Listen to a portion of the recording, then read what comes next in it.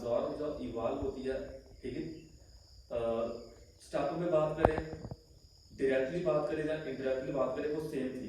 कल हमने क्वेश्चन पढ़ा था, आपको याद होगा, कल हम ऐसे पढ़ा था कि अगर डायरेक्टली अगर ए से बी जा रहे हैं, अगर हम ए से बी जा रहे हैं तो क्यू अमाउंट ऑफ हीट अगर एब्जॉर्ब हो रही है, अगर आप स्टार्टिंग में जा रहे हो यानी कि ए से बी जा रहे हो, फिर सी पे जा रहे हो, फिर डी पे जा रहे हो, जैसे Q1 लिखा था, Q2 लिखा था, Q3 लिखा था, वो कहता है कि देखने में लगता है कि जहाँ पे हीट ज्यादा होगी, बट ये हीट ज्यादा नहीं है। अगर ये हीट ज्यादा होगी तो अपोजिट हो जाएगा law of conservation of energy के, जिसमें सिलेंडर वाली का एग्जांपल लिखा हुआ होगा। तो यानी कि हीट सेम रहती है, चाहे वो एब्जॉर्ब या इवॉल्व हो, सेम रहती है, चाहे हम उसको स्टार्टिंग में चले या बिल्कुल सिंपल प्रोसेस में चले।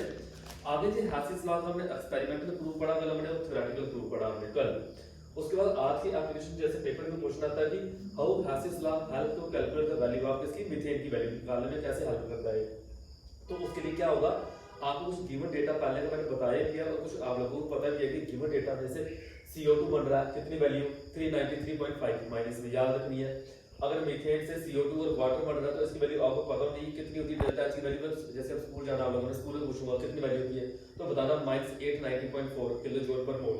जैसे H2O कितना बन रहा है, H2O हो रहा है 2 टाइम है, तो ऐसे में 283.5 पड़ा हुआ है, इसको 2 से मल्टीप्लाई किया तो 571.6 जी वैल्यू दे रही है, याद करनी है आपने डेल्टा H यानी कि एंथैल्पी।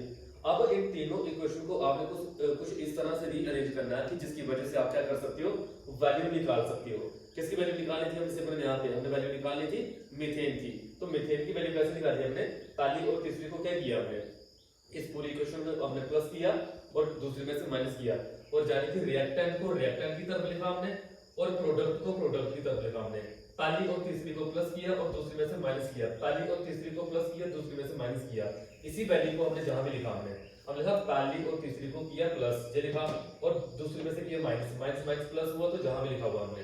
तो जो आंसर आया हमारे पास 74.7, आप बोलोगे ये क्या है सर, ये हमारे पास वैल्यू है कि कार्बन और हाइड्रोजन आपस में जब मिलते हैं वो मीथेन बनाते हैं। जो मीथेन की वैल्यू है, किसकी वैल्यू है, मीथेन की फॉर्मेशन की वैल्यू है। ये याद भी रखिए, मैं पूछूं कि मीथेन की फॉर्मेशन में कितनी वैल्यू आती है, हाँ 74.7 आती है, डायरेक्ट याद रखिए। अगर निकाल के लिखनी होगी तो निकाल के भी लिख सकते हैं ऐसे। दूसरा हमने पढ़ा कि हैसिस लॉ कैसे हेल्प करता है। अगर इसको थोड़ा जूम करके बनाना ताकि ये पढ़ा जाए क्या लिखा हुआ है, ठीक है, मेरा फेस नहीं चाहिए मुझे, चाहिए जूम करके तो क्या लिखा हुआ है पढ़ा जाना चाहिए।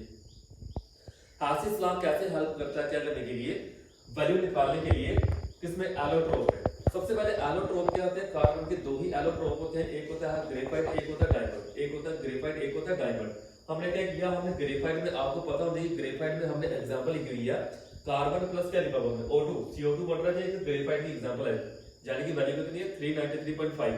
उसके बाद अगर डायमंड की बात करें, डायमंड में जो CO2 बन रहा है, दोनों में CO2 है, लेकिन ये डायमंड वाला केस है, इसमें 393 नहीं है, इसमें 395.4 माइनस 395.4, ये वैल्यू अलग है, ये वैल्यू अलग है। दोनों को सब्ट्रैक्ट करके हमें मिल गया 1.9। क्या मिला, 1.9। यही था कि ग्रेफाइट टू डायमंड कितनी वैल्यू, ग्रेफाइट टू डायमंड कितनी वैल्यू, जो कट होते थे कट कर लिए, कट होते थे कट कर लिए, जो बचे वो लिख दिया हमने, 0 बचा, इसको जहां पे लेके चले गए डायमंड आ गया, और हमारे पास जो वैल्यू हमारे पास जो ऊपर लिखी है इसमें से इसको हमने माइनस कर दिया।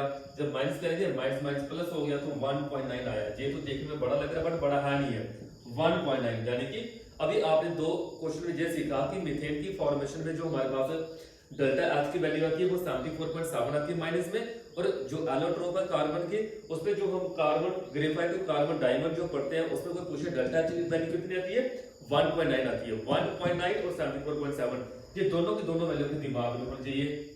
क्या है, हैसिस लॉ की एप्लीकेशन है, कई बार पेपर में पूछे गए हैं, एलोट्रोप वाला आया हुआ और मीथेन वाला आया हुआ है, और कोई क्वेश्चन पेपर में आया हुआ, वो फिर फर्दर हम नेक्स्ट क्लास में देख लेंगे या आगे देख लेंगे, ठीक है। ध्यान रखना थोड़ा सा, खत्म।